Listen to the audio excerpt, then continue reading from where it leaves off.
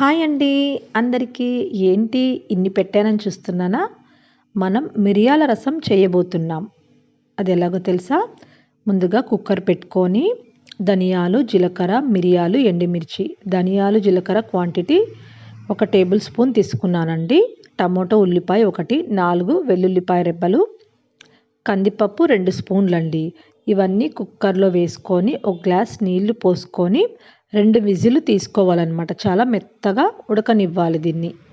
ఒక గ్లాస్ నీళ్లు పోసుకొని కుక్కర్లో వేసుకొని 2 విజిల్లు తీసుకుందాం. విజిల్ వచ్చిన తర్వాత ఇదంతా ఒక కప్లోకి తీసుకొని టమోటో స్కిన్ అనేది తీసేయాలన్నమాట. అప్పుడే మిక్సీకి బాగా మెత్తటి పేస్ట్ అవుతుందన్నమాట.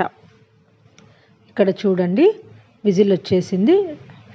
ఇక్కడ చల్లారిన తర్వాత ఇలా టమోటో స్కిన్ అనేది జస్ట్ ఊరికే అలా తీసేస్తే వస్తుందన్నమాట. తీసేసి ఈ వాటర్ వేయకుండా, ఇక్కడ ఈ నీళ్లు వేయకుండా కొద్ది కొద్దిగా కావాలంటే వేసుకొని పేస్ట్ చేసుకోండి. ఎక్కువ నీళ్లు ఉంటే మనకి మిక్సీ వేసేటప్పుడు బయటికి వచ్చేస్తాయి అన్నమాట. కాబట్టి కొద్ది కొద్దిగా కావాలంటే వేసుకోండి. ఇక్కడ కొద్దిగా నేను చింతపండు కూడా ఇందులో వేసుకొని మిక్సీకి వేసుకుంటున్నా. మీరు కావాలంటే ఇంకా కొద్దిగా ఎక్కువ కూడా వేసుకోవచ్చు. ఇక్కడ నేను చిన్న నిమ్మకాయ సైజు వేసాను అనమాట చింతపండు. ఇలా మెత్తటి పేస్ట్ చేసుకోండి. కొద్ది కొద్దిగా నీళ్లు వేసుకొని ఇదంతా ఒక గిన్నెలోకి తీసుకుందాం. ఇక్కడ చూడండి అంతా గిన్నెలోకి తీసుకొని చాలా గట్టిగా ఉందండి.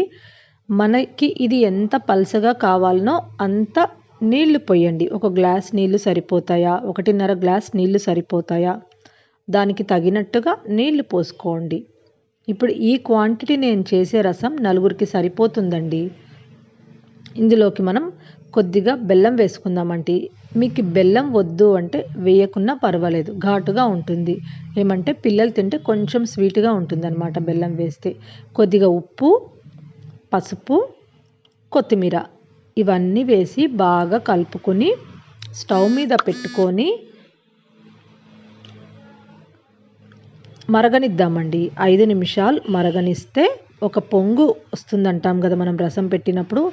ఆ పొంగు వచ్చేటట్లు మనం మరగనిస్తే రసం అనేది చాలా సూపర్ టేస్ట్గా ఉంటుందండి. చూడండి ఇలా అన్నీ వేసి కలుపుకున్నాం కదా.